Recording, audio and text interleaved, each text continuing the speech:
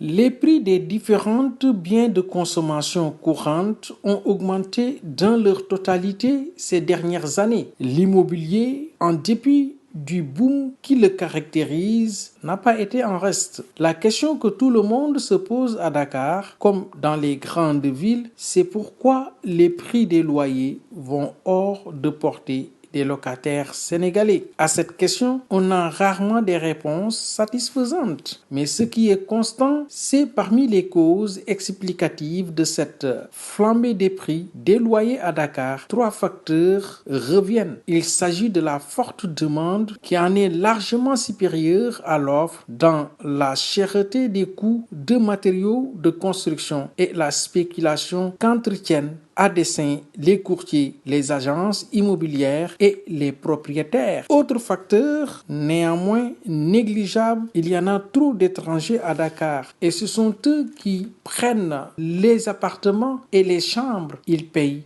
des prix qui ne peuvent pas se permettre les Sénégalais. Actuellement, le terrain nu coûte cher, de même que le ciment, sans compter la main-d'œuvre. C'est pourquoi quelqu'un qui construit sa maison dans ces conditions, s'il veut l'amortir dans un délai très court, ne peut louer qu'à des prix élevés. S'y ajoute, trouver un appartement relève du parcours du combattant. Et lorsqu'on en trouve, il faut débourser une grosse somme sans la caution de 3 à 4 mois à partager entre le propriétaire, le courtier et l'agence. C'est du n'importe quoi. Ce qu'il faut, c'est une structure chargée d'appliquer la loi sur les prix des loyers et qui existe depuis 1981. Les textes sont bien faits, mais il faut les appliquer. C'est tout ce qu'on attend du président de la République. Force reste à la loi.